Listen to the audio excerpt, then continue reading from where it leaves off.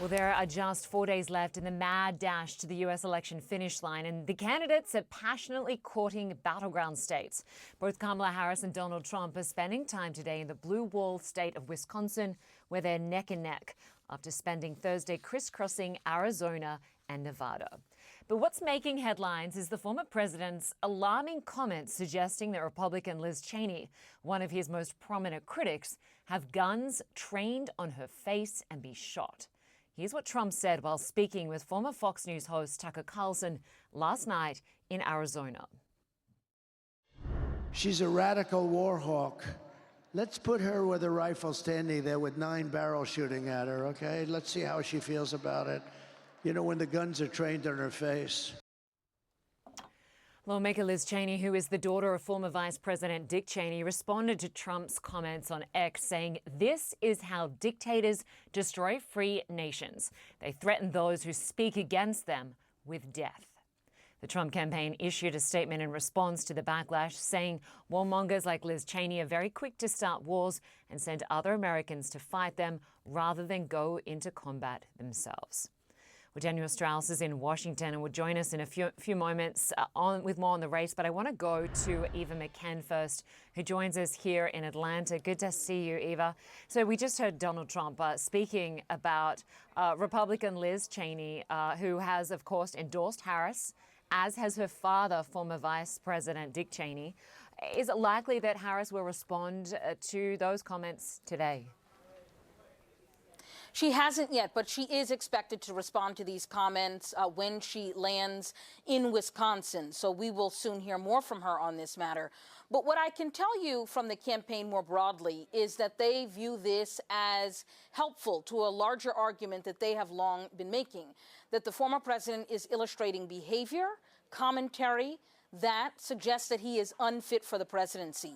You know, so much of the strategy for Vice President Harris is to cast a wide net, really bring new voters into the fold, leaning on this Republicans for Harris coalition. She knows that there are conservative voters out there that may not agree with her on every policy matter, but still potentially could consider voting for her because they just find the former president is not palatable. And so when he makes comments like this one about Liz Cheney, when we saw what we saw over the weekend at Madison Square Garden at his closing argument rally, they all think that this is helpful and they feel like they are getting undecided voters. So voters that you can, if you can believe it, are still making up their mind in this final hour.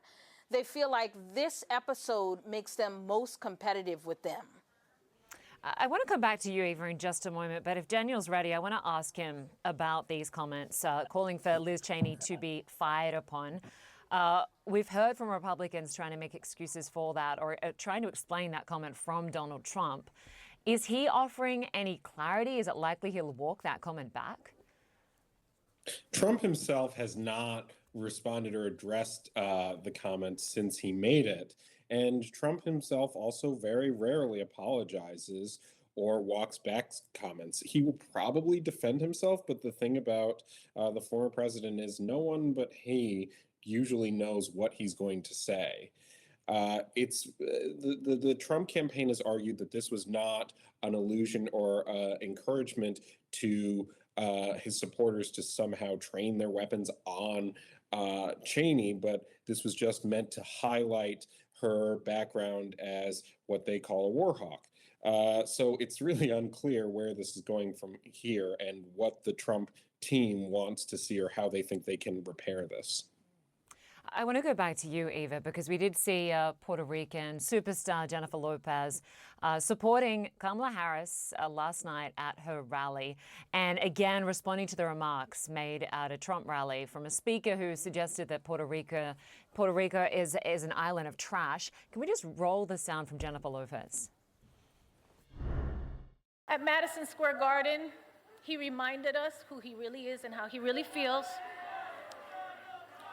It wasn't just Puerto Ricans that were offended that day, okay? It was every Latino in this country. It was humanity and anyone of decent character. Certainly a very passionate speech from Jennifer Lopez. Eva, quite a few Puerto Ricans, especially well-known Puerto Ricans, are throwing their support behind Harris now.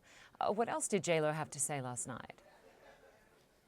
You know what struck me, Lynda, is she kept repeating, she gets it about Vice President Harris.